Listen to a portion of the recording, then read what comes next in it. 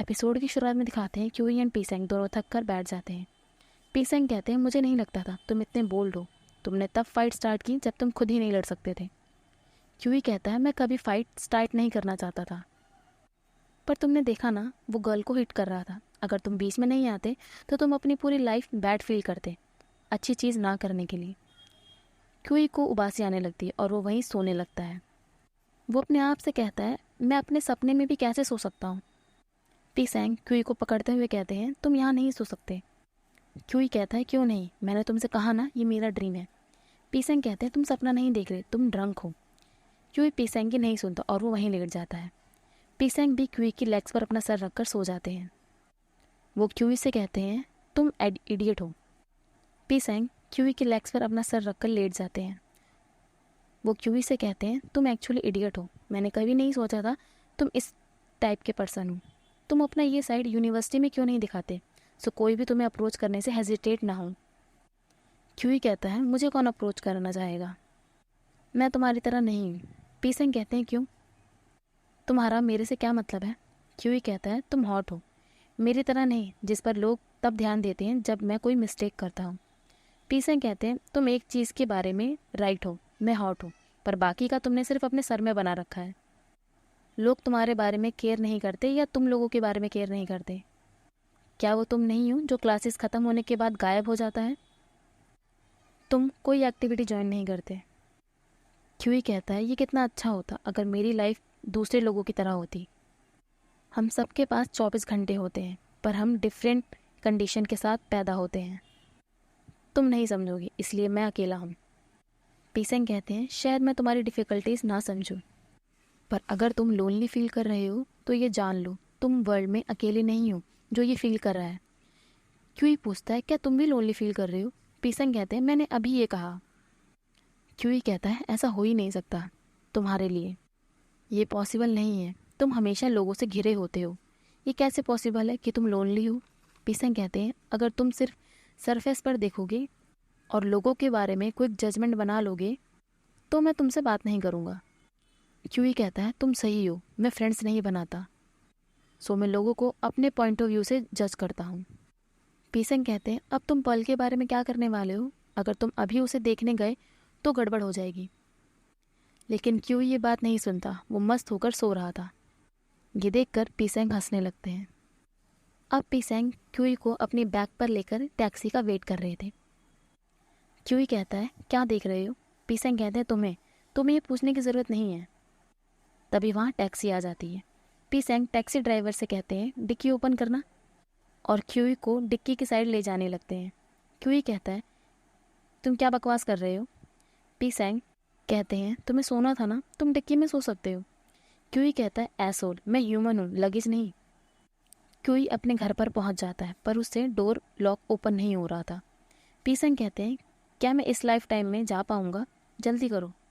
QE कहता है तुम्हें मुझे नीचे ही ड्रॉप कर देना चाहिए था, यहाँ क्यों आए, क्या तुम मेरे लिए कुछ सोचते हो।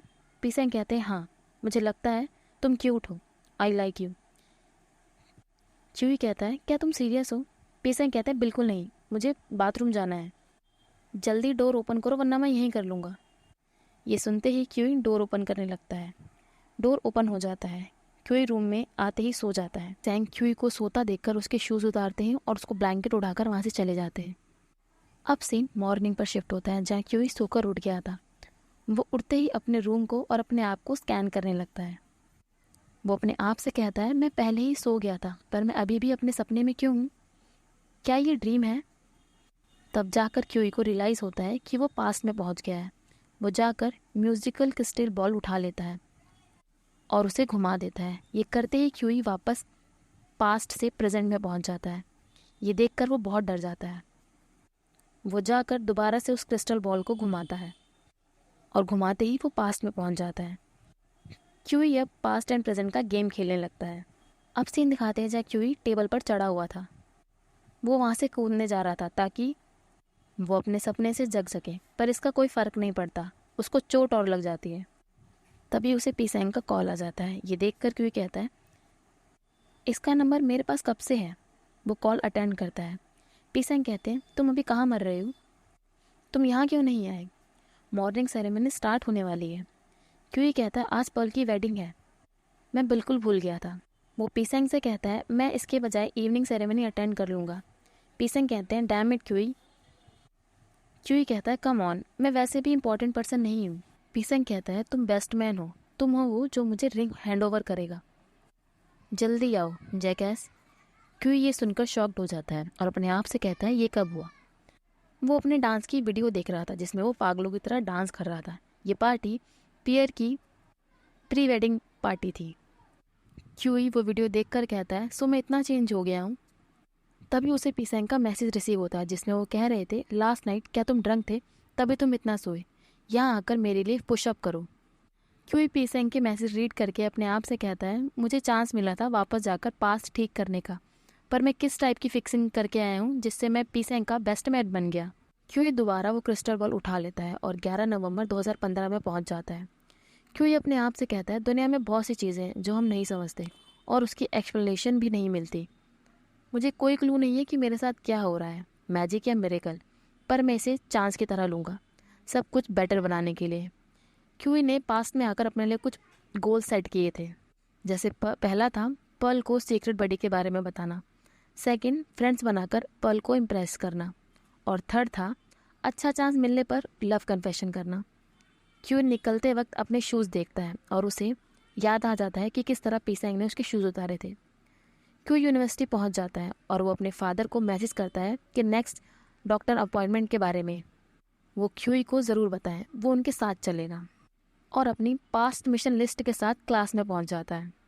वो क्लास में पहुंचते ही बेंच की तरफ देखता है जिसमें वो पहले अकेले बैठा करता था, पर इस बार वो पर्ल के पास बैठने की परमिशन मांगता है। पर्ल क्यूई को बैठने के लिए कहती है। क्यूई पर्ल से बात करने को ट्राई कर रहा था बट बात नहीं कर पा रहा था, एंड उसी वक्त पीसेंग भी क्लास में आ जाता है। पर्ल पीसेंग से बात करने में लग जाती है। प्रोफेसर भी उसी वक्त क्लास में आ जाते हैं। पीसेंग कहता है क्या तुमने अभी तक पर्ल को सच बता दिया? क्यूई कहता है इसमें घुसो मत। पीसेंग कहता है तुम घुस रहे हो, ये सीट पर्ल ने मेरे लिए रिजर्व की थी, तुमने क्यों ली? क्यूई कहता है सो क्या ये तुम्हारी फैमिली ने ये यूनिवर्सिटी ले रखी है? पीसेंग कहता है अगर मैं चाहता तो हम इसे खरीद सकते हैं, पर हम इस बिज़नेस में इंटरेस्टेड नहीं हैं। क्यों ये सुनकर बुक्स में लग जाता है।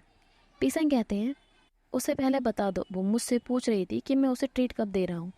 क्यूई कहता है ये मत कहना कि तुम ऑलरेडी अग्री हो गए हो। दोनों की आवाज़ सुनकर प्रोफेसर दोनों को बाहर जाने के लिए कहती है। क्यूई कहता है मैं क्लास के बाद पर्ल को बता दूंगा, लेकिन सडनली क्यूई वहाँ से उठकर चला जाता है। क्यूई वॉशरूम में मिरर के सामने पर्ल से बात करने की प्रैक्टिस कर रहा था। वो बहुत तरीके ट्राई करता है बट वो कर नहीं पाता।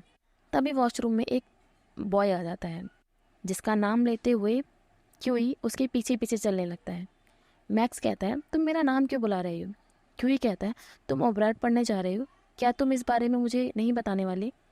मैक्स कहता है तुम्हें क्या फ़र्क पड़ता है, अब मैं तुम्हारा फ्रेंड नहीं हूँ।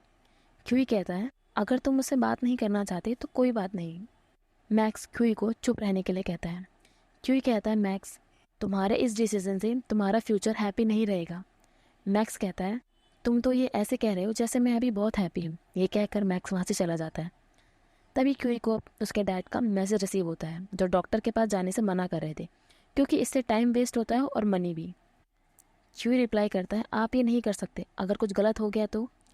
क्यूई के डैड कहते हैं लोगों का टाइम हो जाने पर वो मर जाते हैं, इसमें हम कुछ नहीं कर सकते। क्यूई अपने डैड को कॉल करने लगता है पर वो पिक नहीं करते।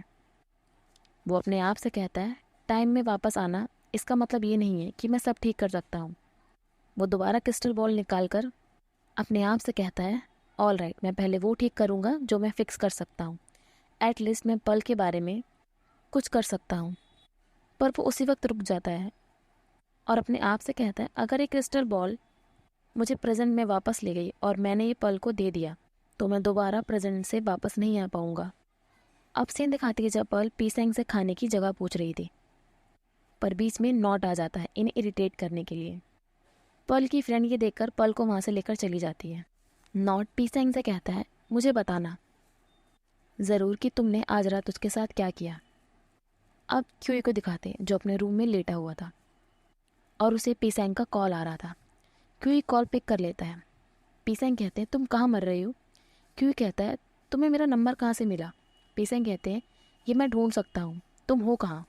तुमने कहा था क्लास के बाद तुम पर्ल को सच बताओगी।